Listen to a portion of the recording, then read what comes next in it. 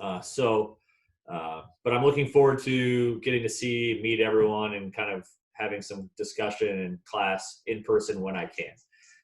If you watch the video from Wednesday, I am in Des Moines, so it's 3.5 hours away from campus. So it's a challenge for me to get there all that often, but I'm going to hopefully be on campus in the classroom, crossing my fingers that everything can be somewhat normal this semester, and I'll be there 4 or 5 times throughout. So does anyone have any, I guess, initial questions on the class or where we're headed over the next week? Or if anyone has any questions for me on my background, I gave a lot of that in the video, but if you have questions on anything about me personally, I'd be happy to answer that at this point.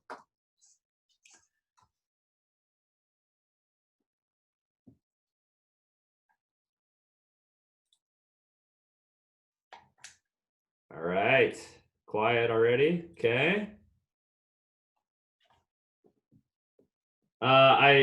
Thank you for those that posted the kind of the about me information, the video response to my recording.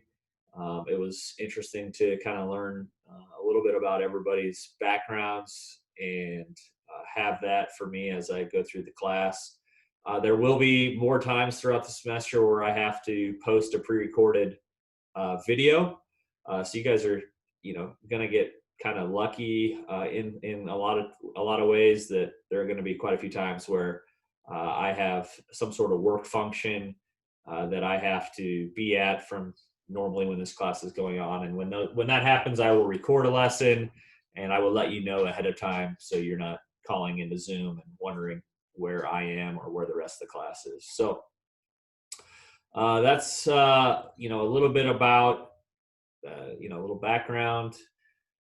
So I guess we'll kind of just dive in a little bit to the readings that I had posted. That was kind of my plan for today, is to talk through a couple of those readings, and then I probably will show a short video if I can get the technology to work on that front, and just kind of introduce the idea of selling and retail before we get into the textbook more heavily next week. And so I will share my screen to kind of talk about the one article that I would like to discuss first. All right.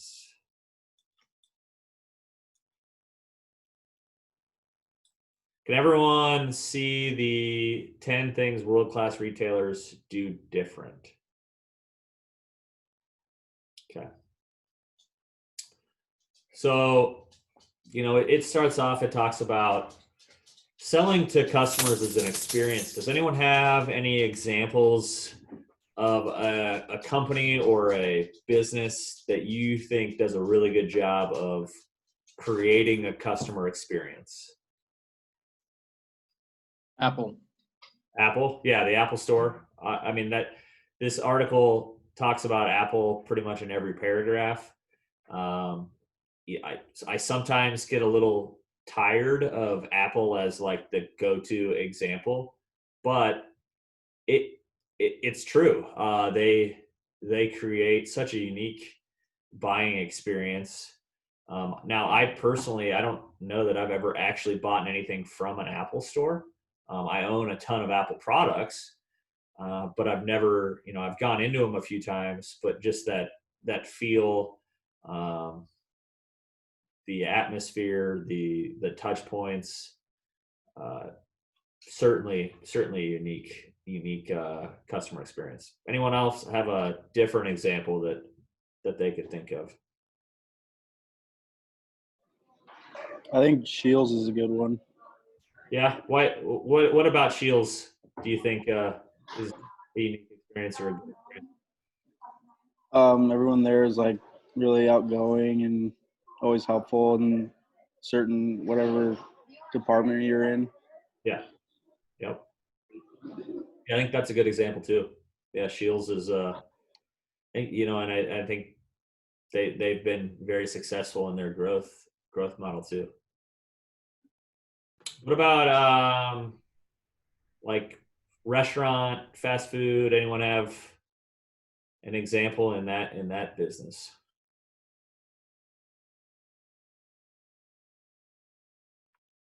I don't have an example for like fast food restaurant, but one that came to mind was the makeup company Glossier.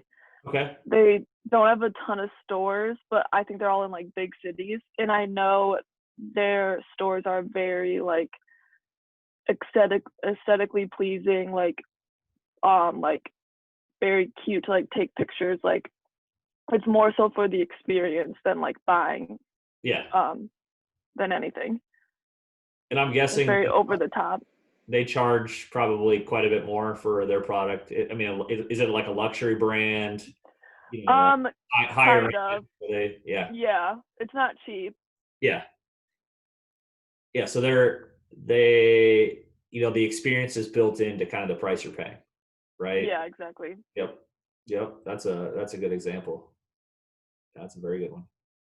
I was thinking of Chick-fil-A, like and I think we'll look at that at different times throughout the semester, but they always say, what do they always say after oh, it's my pleasure. I think that everyone there says my pleasure, which is just a small, like little way to create an additional experience. Does anyone have like a, a business or a product that is like solely sold online? So it's just an online experience, but it's so unique, such a unique customer experience, or a product that's not a physical retail location.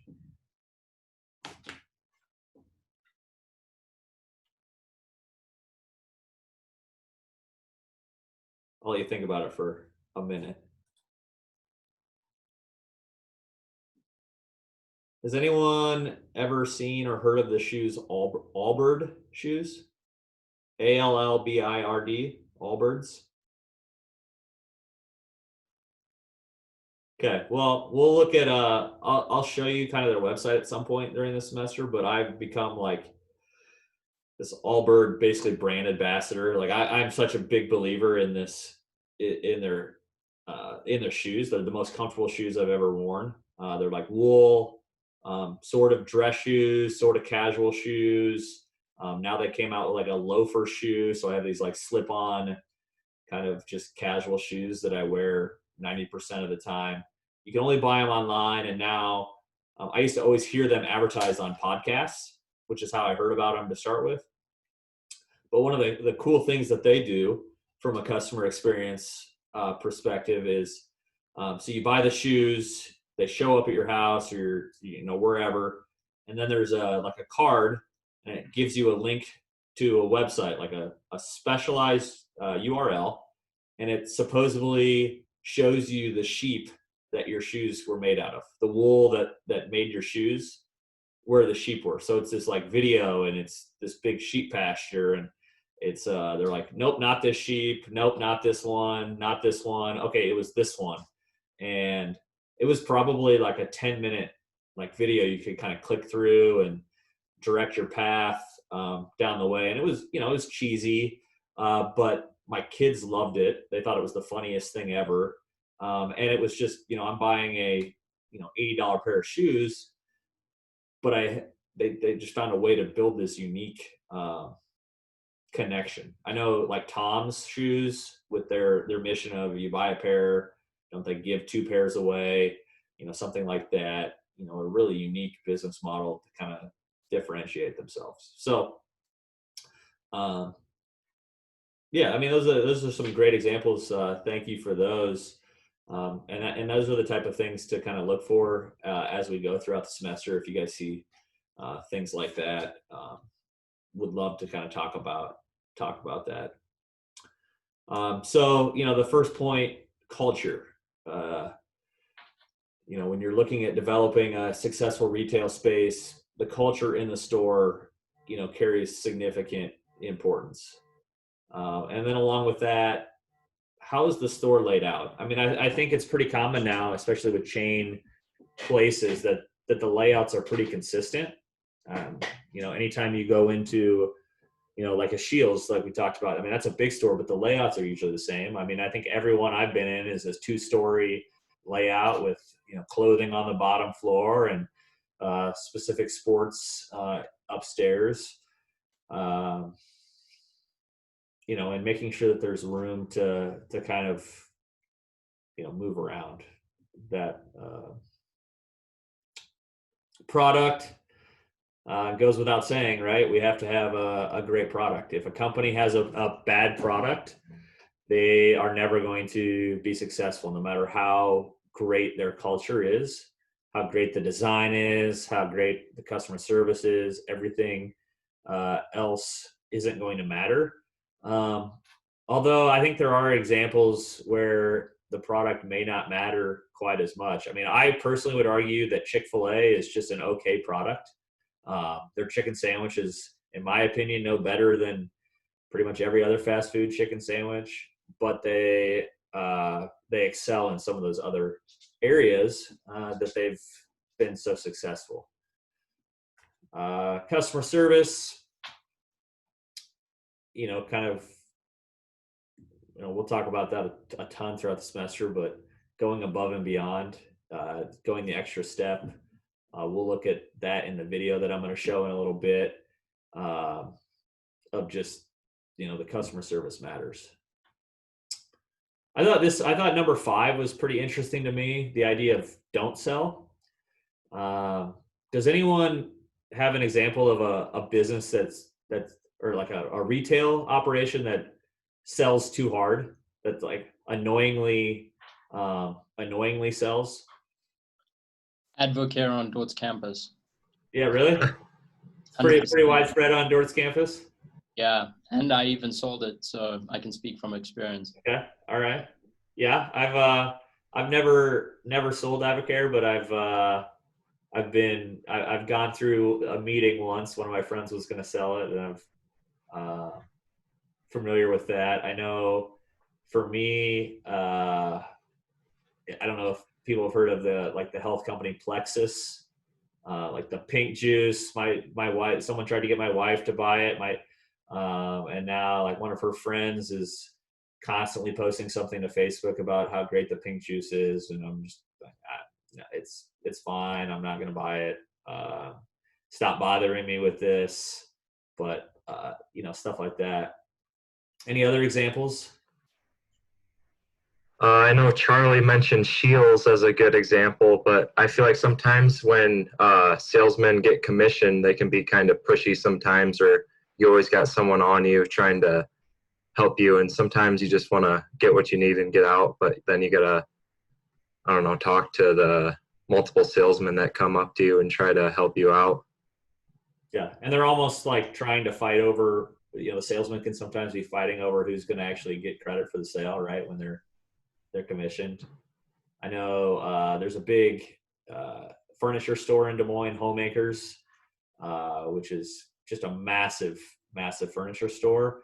And the last time we bought furniture there, the salesman made a point of, we're not commissioned, so it doesn't matter who you talk to. We're going to, direct you to the expert in that particular area of furniture.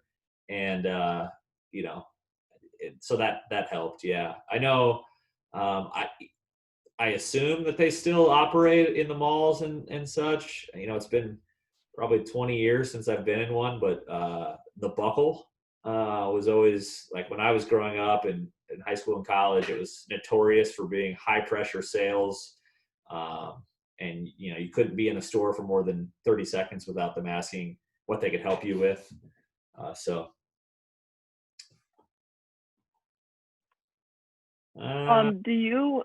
you feel like employees being on commission compared to not, like, what have you learned from your experience, like, it helps best with sales? Yeah, I think there's not necessarily a right or wrong answer. I think it always is going to depend on the product and the business model. I think there are some things that that makes sense to be commission based. But it naturally is going to lead to a more, typically it's going to lead to a more pushy sales situation, because, look at, put yourself in the sales shoes. If you only get paid if you sell a product, you're going to really work to sell that product. And sometimes you're going to maybe cross the line and push too hard, be too eager, and that's going to, backfire. The flip side is, if you're not on commission, the motivation to sell may be different. You may not be interested in selling, or trying to close a deal, or if you're in a bad mood or you're tired, you just mail it in and say, today's not my day. So in my career, I was kind of on a combination. When I was really in the sales side, it was a combination of both. So I had a salary. I knew that what I was going to get paid every week. It was comfortable, but then I was also on a pretty significant bonus structure. So if I did well, which meant selling, building my book of business, bringing in money for our company, I would be rewarded well for that. And I also think that we're seeing a shift in that in sales organizations, and I think a lot of that is generational. And I'm going to say this not as a knock on the younger generation, which I very much myself fall into. I'm in my mid 30s. I am technically Gen X. So it's the same thing, but my age and younger, are less and less interested in getting an unknown paycheck, right? Not knowing what we're going to get paid and being paid on commission. And so I've seen organizations like Edward Jones, which is financial planning products, which historically would have been a very commission-based business. They are now paying their new representatives a salary for the first several years. State Farm Insurance, same thing. And I know this because I've been recruited and gone down the hiring process with both of these firms, and got to a point where I didn't feel comfortable, making a career change. Same thing. They guaranteed my salary, what would have been my salary based on my previous job, for 3 years, give me an opportunity to get off my feet. But when I graduated in 2008, some of the sales jobs I were looking at were 100% commission. So if I didn't sell, I wasn't going to get paid. But there is starting to be more of a shift to a more salary-based type of sales structure. But in sales, generally, there's always going to be some sort of incentive to sell. And that usually is going to be a monetary incentive, which makes careers that are really in pure selling can be very, very lucrative. I think some of the most successful people from a financial perspective have some sort of career in sales, because the upside is unlimited, but it is a hard career path. You have to it takes a very unique person. I personally am not that type of person. I like more of a stability. So, it's a little bit of everything. So I kind of talked in a big circle there, but I think there's pros and cons to both. It depends on the type of product and service you're selling, whether it makes sense to do commission or salary.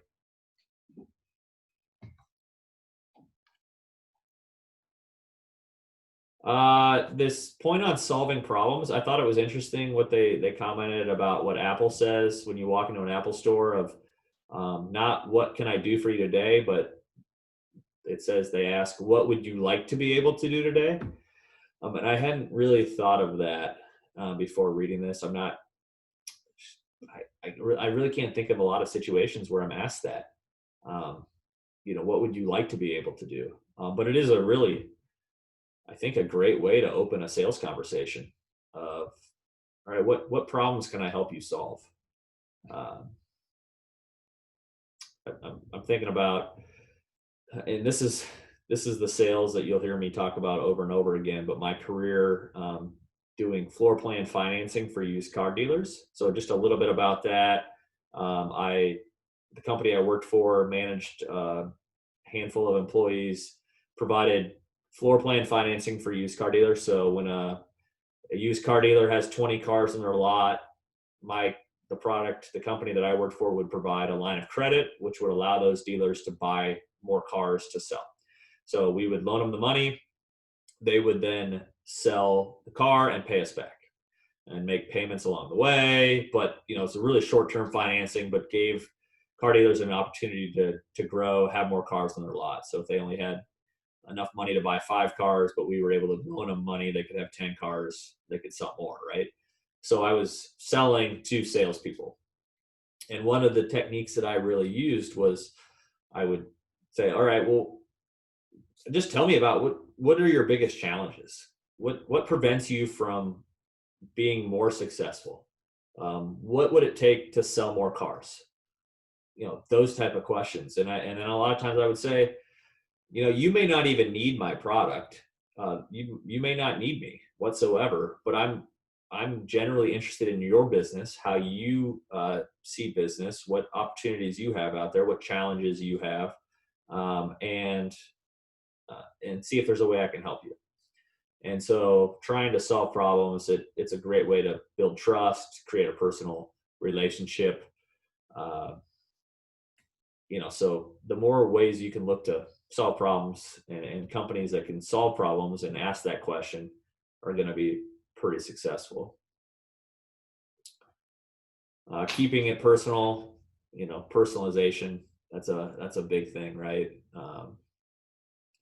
Trying to find ways to personalize everything. We talked about less is more. You don't need 1,000 different things. You want to keep it hassle-free, clean look inside, especially in a retail situation. You don't want it to look cluttered, that type of thing. Number 9, point of sale. I think this is something we're seeing more and more of, where there's not necessarily a cash register. Apple was probably the most well-known first company to do this, where they walk around with their tablets, scan your credit card, and check you out no matter where you are. Seeing, I personally haven't been in one yet, but I think it's only a matter of time. The Amazon grocery store where everything has a code and you just put it in your cart and you walk out, right? You don't even have to go through a checkout. I'm trying to think what other, companies, restaurants are starting to do more and more of this. Especially, I've seen a big shift because of the pandemic. One of kind of the brewery restaurants that I go to, you're now, you order right on your phone, tell them what table number you're at, and they bring it out. You don't even have to, interact with anyone to buy and sell, or buy the product, close out, that type of thing. So I think we'll continue to see a shift in the point of sale thing, and that's one thing that one change that I think the pandemic will lead to is less touch points in stores and restaurants, especially restaurants. I think being able to just kind of do everything on your phone. Everyone's carrying around with their phone the ability to order, the ability to pay, the ability to really do everything. Look at the menu. I was just at a restaurant last week. They just scanned the QR code, pull the menu up. It was great. I didn't have any problems at all with doing it that way. So, and then finally, the devil is in the detail. Paying attention to the small things, the changing rooms, the cup holders, the little things make a big difference. I noticed that I've typically travel a lot for work, not right now, and I notice really small things in hotels now. So it's the details to me that matter, because I do it often enough. It's something that my wife wouldn't notice because she doesn't travel near as much as I do, but the details make me pick a specific brand or hotel or location because of the small detail. Just stayed at a hotel in Indianapolis on Tuesday night. I hadn't been there in 3 years. And when I got into my room, there was a bag of like snacks in my room. So I had a bag of popcorn, chips, a couple of sodas.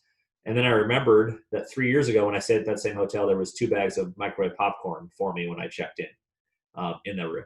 And I'm like, oh yeah, this is why I really liked this particular Hilton property, because it's $1 that they maybe spent on me. Meanwhile, my room's $200 a night or whatever. So small details certainly matter. All right. I think I'm going to take a break from talking for a minute. I'm going to show a short video off YouTube. It's called The Science of Persuasion.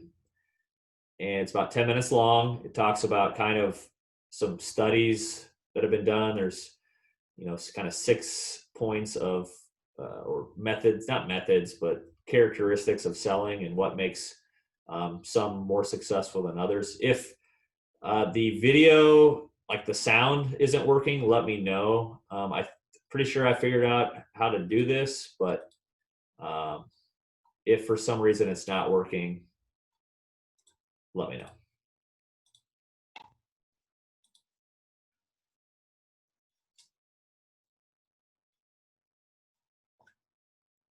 Researchers have been studying the factors that influence us to say yes to the requests of others for over 60 years, and there can be no doubt that there's a science to how we are persuaded, and a lot of this science is surprising.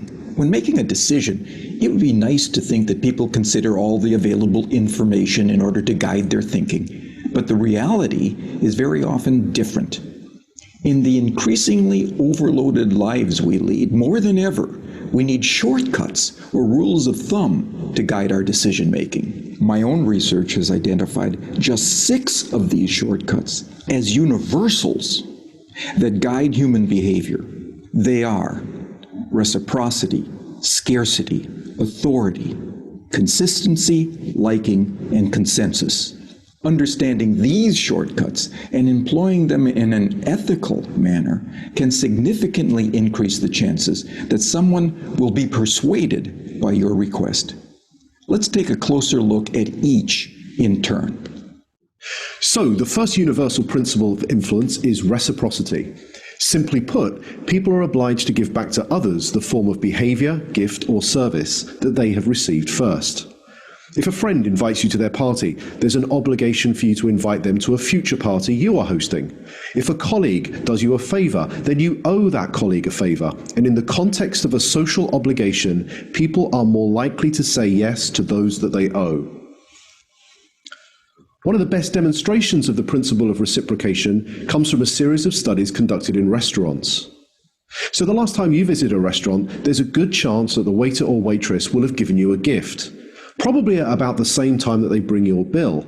A liqueur perhaps, or a fortune cookie, or perhaps a simple mint. So here's the question. Does the giving of a mint have any influence over how much tip you're going to leave them? Most people will say no, but that mint can make a surprising difference. In the study, giving diners a single mint at the end of their meal typically increased tips by around 3%. Interestingly, if the gift is doubled and 2 mints are provided, tips don't double.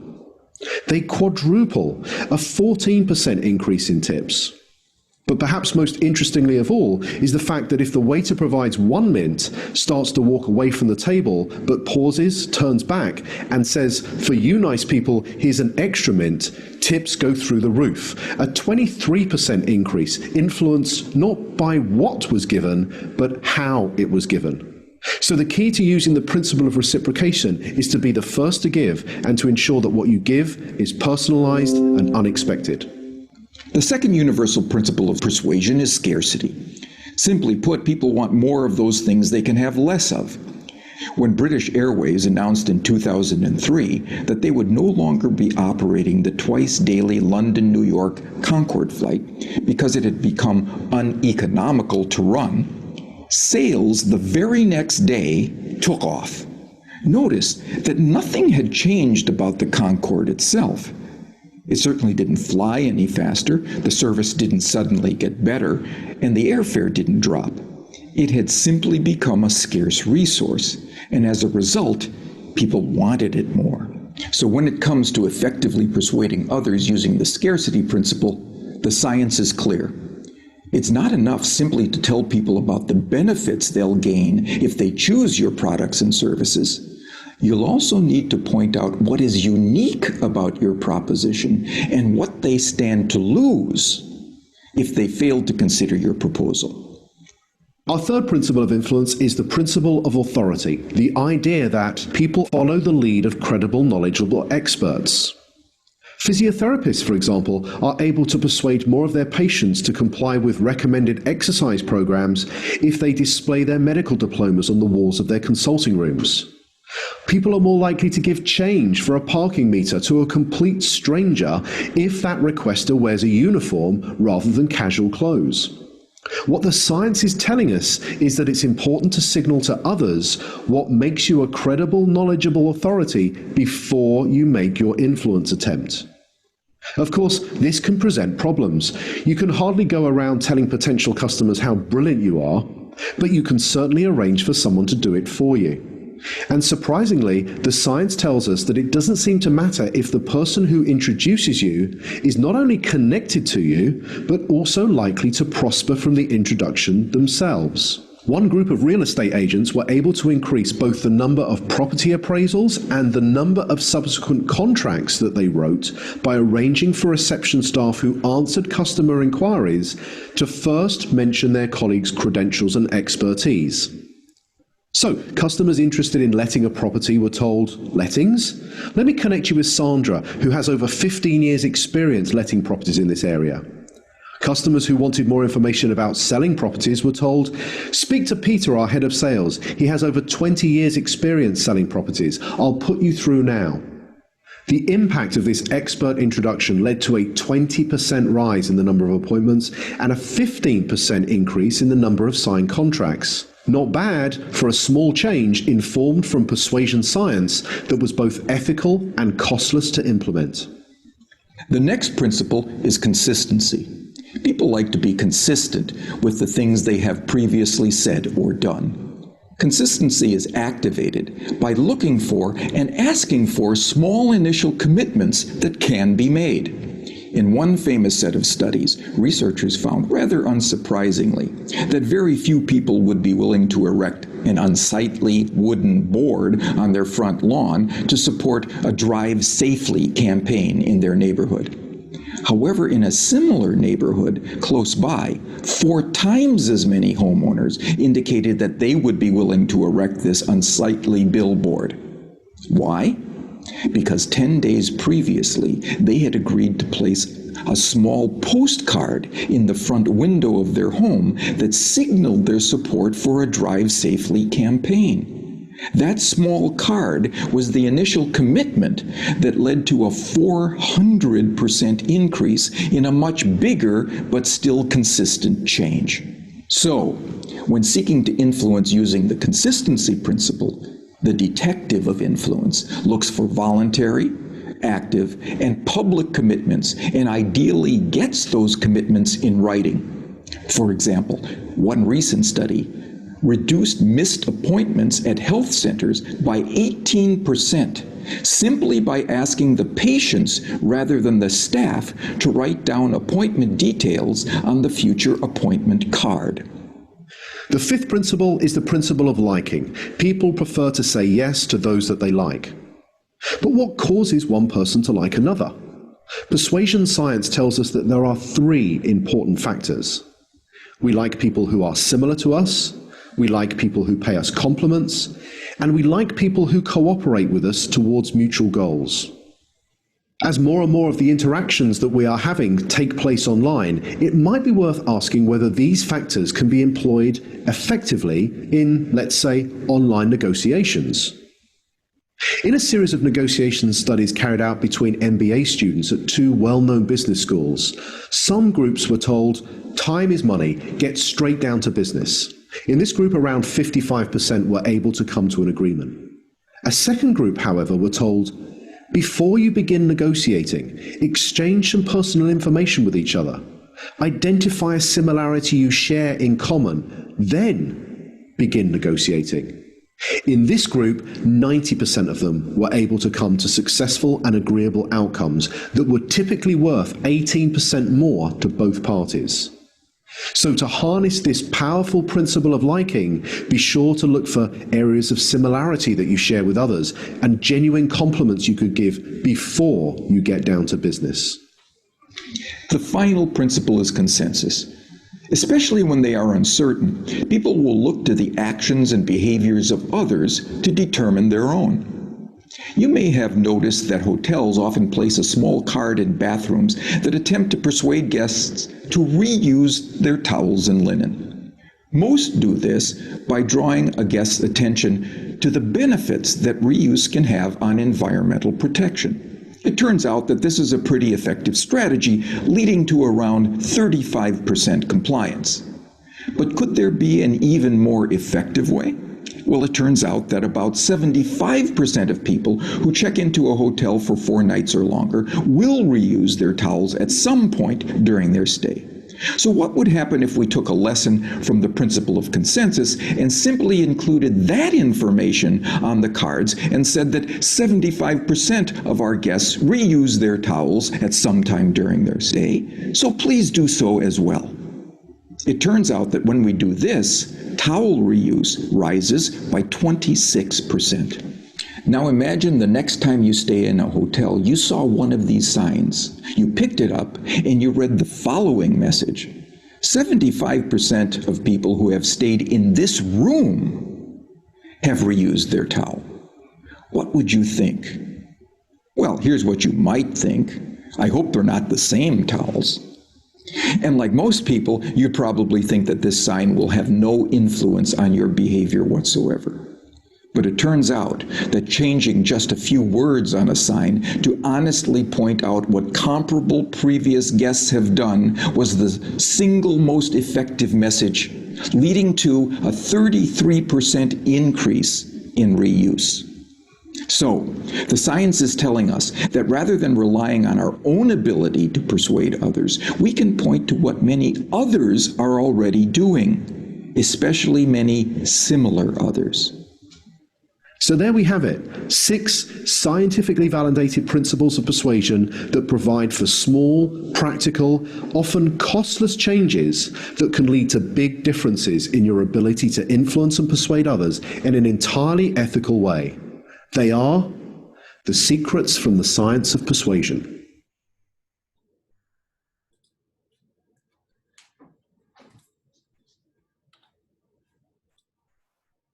All right, what do you guys, anything stand out in that video, that the science of persuasion, which point maybe was most interesting to you, or, you know, the story or anecdote that they shared was interesting?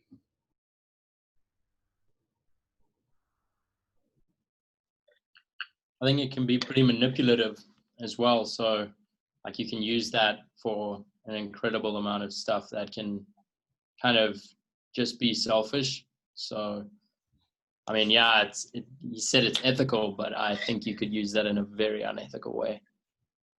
Yeah. I mean, there is that, yeah, especially kind of the last one of, you know, kind of the peer pressure aspect of it. You know, these other people did it, so you should do it too. Yeah, I hadn't thought of that, but I think that's completely accurate idea. Yeah. What else?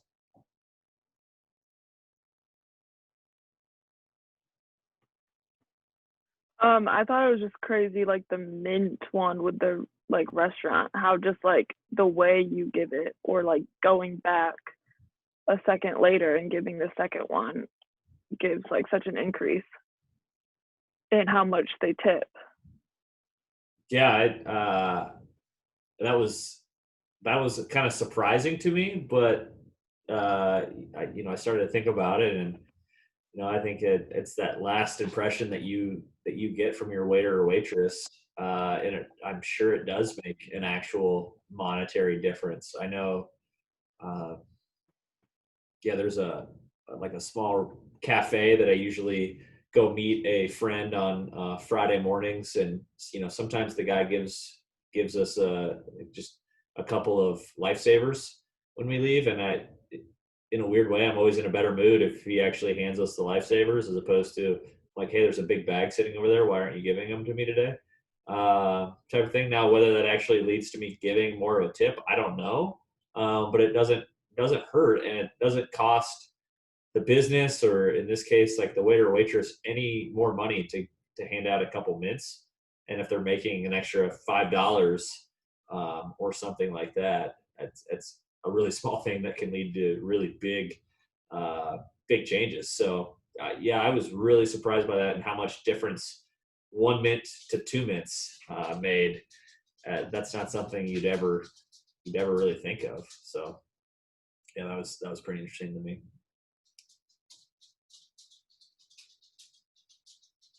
Any other thoughts on anything we've talked about today?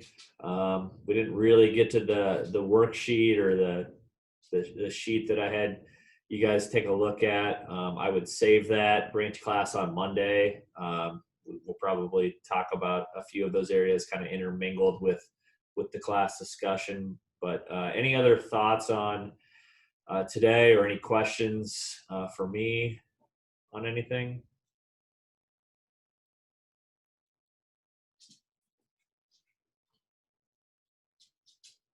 Okay, I don't see any. So for Monday, again, we're meeting in class. Take a look at chapter 1 of the textbook. We'll go through chapter 1 of the retailing management textbook and PowerPoint in class on Monday, and then we'll kind of go from there. So no other real homework other than just be ready for class on Monday by taking a look at chapter 1. If you guys have any questions or comments in the meantime, feel free to shoot me an email or text. But looking forward to seeing you in person on Monday, and then the rest of the week we'll be back to Zoom. So thank you today, and have a good weekend, everybody.